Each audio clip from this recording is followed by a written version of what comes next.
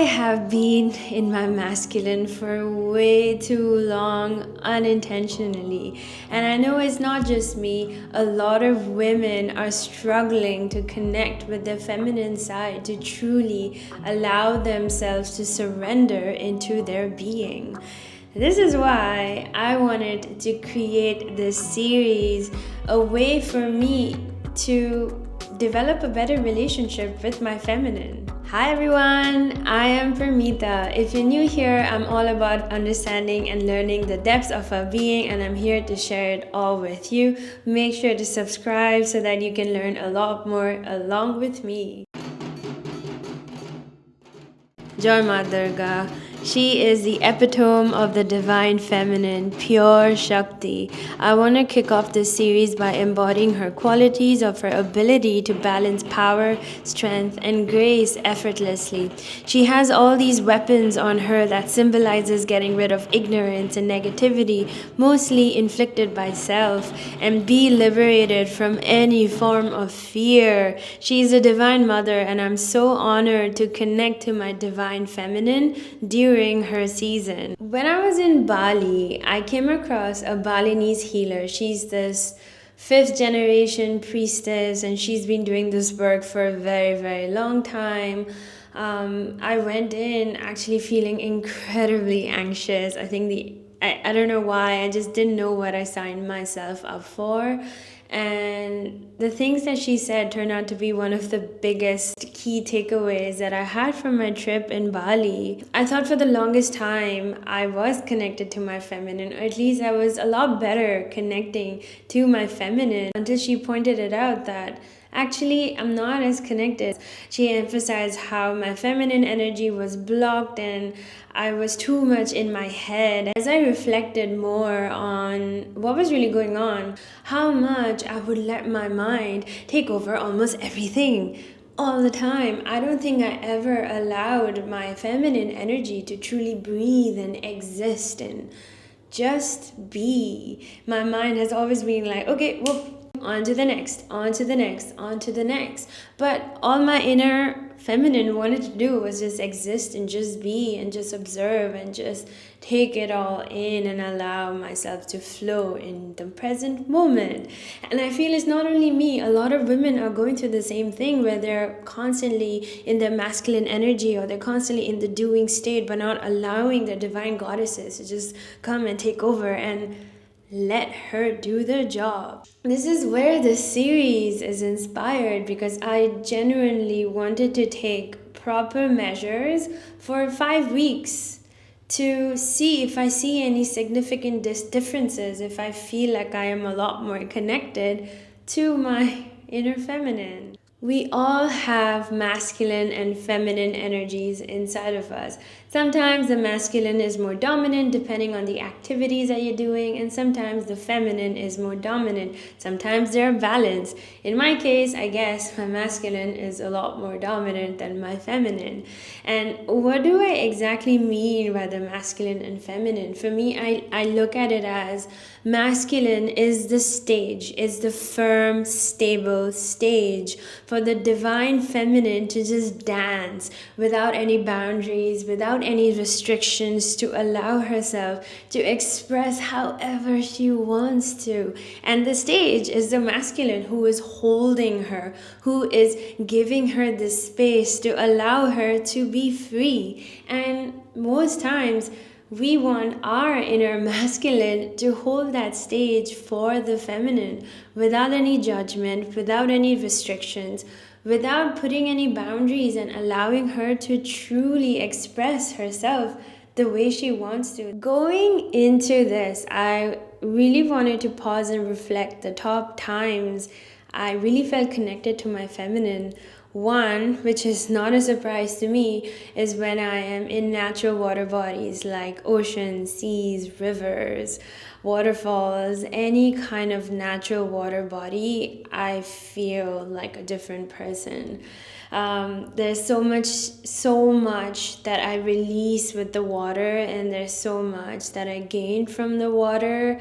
When I come out of it, all I want to do is just be, and I know I tap into a whole other frequency of where my mind isn't racing. I'm a lot calmer, I'm a lot more present. The second thing that makes me feel the most connected to my feminine is when I dance or any kind of movement that has no specific steps, no restrictions. I just allow my body to flow however she wants to flow.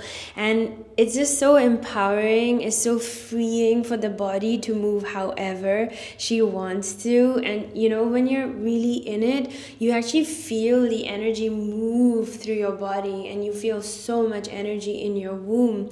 It really is connecting to the animalistic raw energy when you're dancing without any boundaries. And every time I dance, I feel super confident. I feel so much in the receiving mode. And the third one is purest form of self-expression, and that could be in a form of art, that could be again in the form of poetry, singing, cooking. It could be really anything. But as soon as I find myself completely losing myself in the art is when the magic happens, is when I feel like this certain level of rawness that comes out that I don't get to see a lot of the times. I wanted to really take tangible actions that would really help me stick through it. Like this 5-week journey that I am starting, whatever actions I want to take, I wanted to keep in mind that it's simple yet incredibly powerful. And there are 2 ways that I'm planning to connect with my feminine energy on a regular basis. One is incorporating a lot of quiet moments throughout the day, which means not using my phone a lot, not keeping my mind super busy, and being really aware of the narration that's going on in my mind and quieting my mind. 100% meditation is a part of it. I meditate every day already, but this is taking myself to the next level where throughout the day I am consciously taking time to be still, to have that quiet moment to myself in order to receive, because I feel I don't do that enough. Gradually, the second thing is whatever it is that I'm doing, whatever activities that I'm doing, I genuinely want to completely lose myself in it. Don't think about time, don't feel I'm rushed for time. A lot of the times when I create all these art pieces and I have to post it on social media, I always feel like, I wish I had more time, I want to spend more time on this. I don't want the narration anymore. I want to, so what? I don't post it that day, no big deal. But I want to give myself the time that I want to express myself in the most authentic way. I have already kickstarted with week 1, and week 1 I kind of gradually went in a bit slow. One is by actually being hyper aware of the thoughts and the narrations that's going on in my head. When I was in Bali, I was at the beach and I went for early morning swim, and there's surfing schools everywhere in Uluwatu, further down south of Bali. And I swam and I came back up, and I asked them how much the price was for surfing, and I'm like, very reasonable. Should I do it or should I not? I kid you not. I stood there in front of them for 5 minutes thinking, should I do it or should I not do it? The dialogue that was playing in my head, I was like, oh my God, stop, please, stop.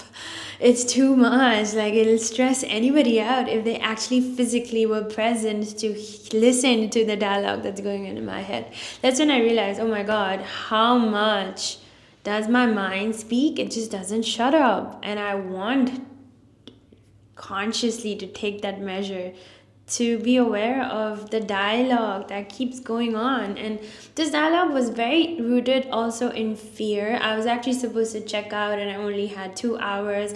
I was thinking to myself, I was like, do I have enough time? I need to pack, I need to do all that. Will I come back on time? But then my body was like, no, do it now. I went ahead and I did it. My mind wouldn't stop chattering, and I just like, yes, I just looked at the instructor. I'm like, yes, I'm doing it.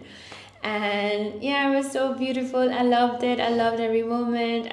My heart was pounding so much, man.